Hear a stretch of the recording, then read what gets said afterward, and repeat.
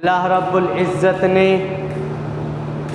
इस दुनिया के अंदर ज़िंदगी बसर करने वाली इस अज़ीम मखलूक अशरफुल मखलूक़ात हज़रत इंसान को बहुत सी नेमतों से नवाजा है और ऐसी ऐसी नेमतें अल्लाह रब्बुल इज़्ज़त ने इस इंसान को अता फ़रमाई हैं कि अगर ये इंसान अल्लाह की उन नेमतों का शुक्रिया अदा करना चाहे तो शुक्र अदा नहीं कर सकता।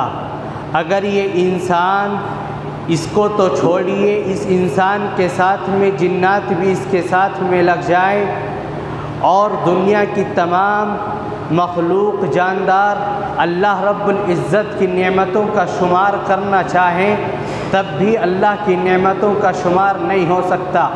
किताबों के अंदर लिखा कि अगर कोई इंसान या जिन्नात ये चाहें कि वह अल्लाह की नेमतों का शुमार इस तरीक़े से करे और इस तरीक़े से करें कि समंदर के पानी को रोशनी बना लिया जाए और दुनिया के अंदर जितने दरख्त हैं, जितने नबातात अल्लाह रब्बुल इज़्ज़त ने लगाए हैं उन तमाम के कलम बना लिए जाएं और उनसे अल्लाह की नेमतों को शुमार किया जाए, उनसे अल्लाह की नेमतों को लिखा जाए, तो लिखा मुहद्दिसीन ने कि इंसान की ज़िंदगियां ख़त्म हो जाएंगी, दुनिया के सारे समंदर सूख जाएंगे, दुनिया के तमाम दरख्त ख़त्म हो जाएंगे, लेकिन अल्लाह रब्बुल इज़्ज़त की नेमतें ख़त्म नहीं हो सकती हैं।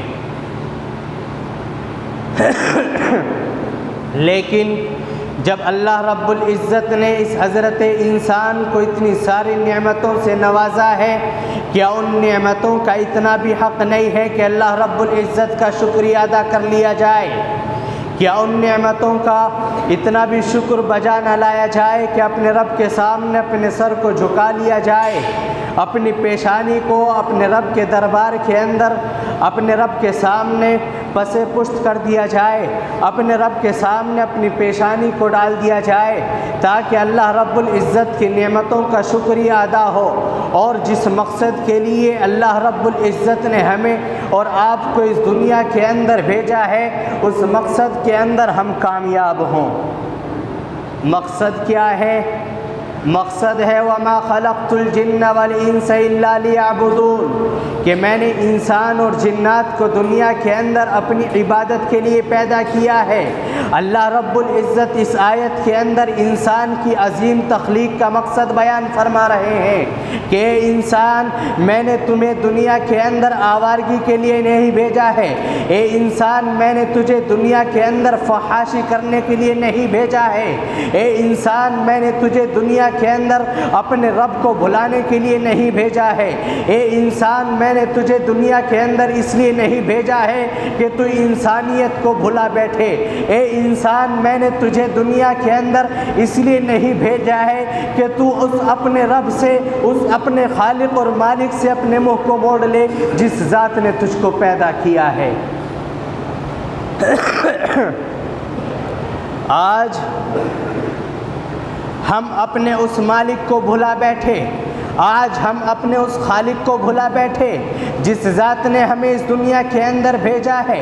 ए दोस्तों, क्या तुम्हारे सामने अल्लाह का वो कुरान, अल्लाह के कलाम का वो पैगाम नहीं आया?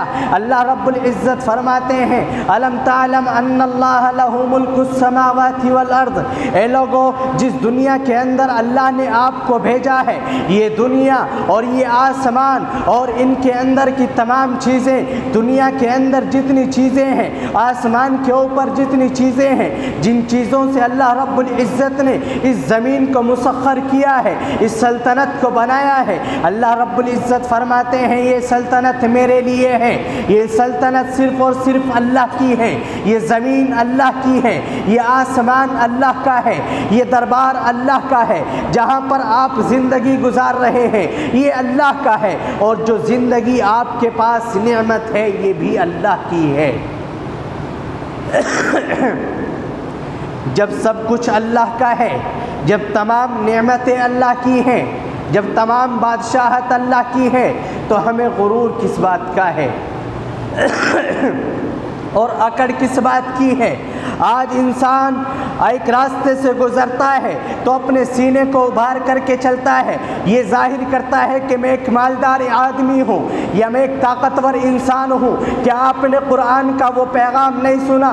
कुरान कहता है वला तमशी फिल अर्ज़ि मरहा इन्नल अर्ज़ लन तख़लिक़ल जिबाल, कि आप ज़मीन के ऊपर अकड़ कर के मत चलिए। आपका अकड़ कर के चलना ना तो ज़मीन को फाड़ सकता है और ना पहाड़ों को चीर सकता है। आप एक अदना से इंसान हैं, अल्लाह ने आपको ताकत दी है तो इसलिए नहीं कि दूसरों को दबाया जाए। आज अल्लाह ने अगर आपको माल दिया है तो इसलिए नहीं कि गरीबों को नीचा दिखलाया जाए, बल्कि अल्लाह ने आपको नेमतें दी हैं उसका शुक्रिया अदा करने के लिए। अल्लाह ने आपको नेमतें दी हैं उसकी मारिफत हासिल करने के लिए।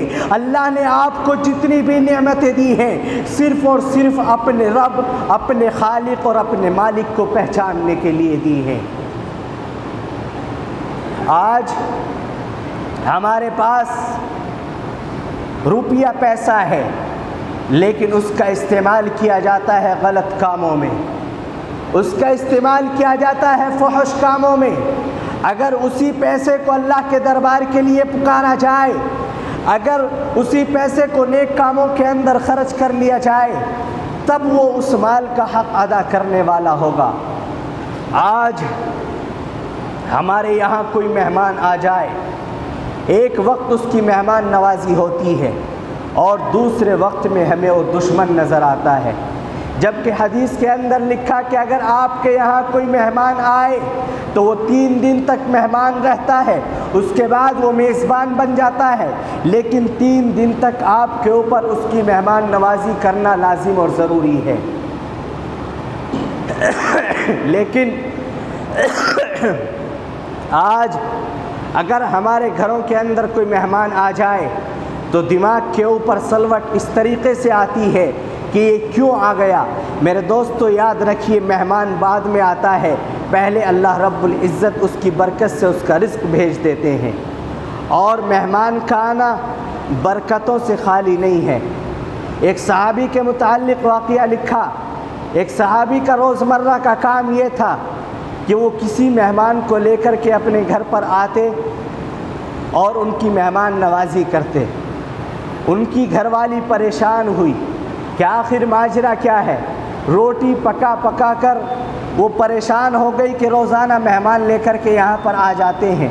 एक रोज़ अल्लाह के नबी के दरबार में जाकर के शिकायत की, अल्लाह के नबी मेरा शोहर इस तरीक़े से करता है, रोज़ाना एक नया मेहमान लेकर के आता है और मैं रोटी पका पका कर के थक चुकी हूँ, मैं मेहमान नवाजी करके थक चुकी हूँ, आप उनको ज़रा समझाइए। अल्लाह के नबी ने कहा ठीक है।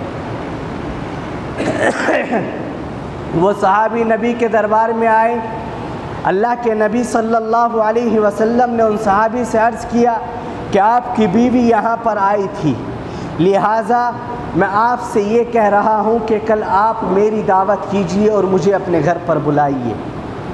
उन सहाबी ने ऐसे ही किया, अल्लाह के नबी की दावत की और अपनी अहलिया को बतलाया कि कल के हमारे मेहमान अल्लाह के नबी मुहम्मदुर रसूलुल्लाह सल्लल्लाहु अलैहि वसल्लम हैं। अल्लाह के नबी उनके यहाँ तशरीफ़ ले जाते हैं और जाने के बाद अल्लाह के नबी सल्लल्लाहु अलैहि वसल्लम ने खाना खाया। खाना खाने के बाद अल्लाह के नबी ने कहा उन सहाबी से कि अपनी बीवी से कहिए कि मुझे दरवाज़े तक रुख़सत करके आए। तो उन्होंने ऐसा ही किया। उन सहाबिया ने अल्लाह के नबी को खाना खिलाया और उसके बाद अल्लाह के नबी को दरवाज़े तक रुख़सत करने गई। और रुख़सत करने गई तो देखा कि अल्लाह के नबी सल्लल्लाहु अलैहि वसल्लम जब घर से बाहर जा रहे हैं तो अल्लाह के नबी के साथ, अल्लाह के नबी के पीछे बहुत से मौजी जानवर, जिन्नात, शयातीन और बहुत से हवादिसात, शयातीन अल्लाह के नबी के पीछे जा रहे हैं। वो सहाबिया हैरान और परेशान हुई कि आखिर माजरा क्या है। अल्लाह के नबी का दीदार किया, अल्लाह के नबी को रुख़सत किया और घर के अंदर वापस आ गई। अपने शौहर से वाक़या बयान किया कि जब मैं अल्लाह के नबी को छोड़ने के लिए दरवाज़े पर गई तो मैंने देखा कि अल्लाह के नबी के पीछे बहुत से मौसी जानवर जो इंसानों को तकलीफ़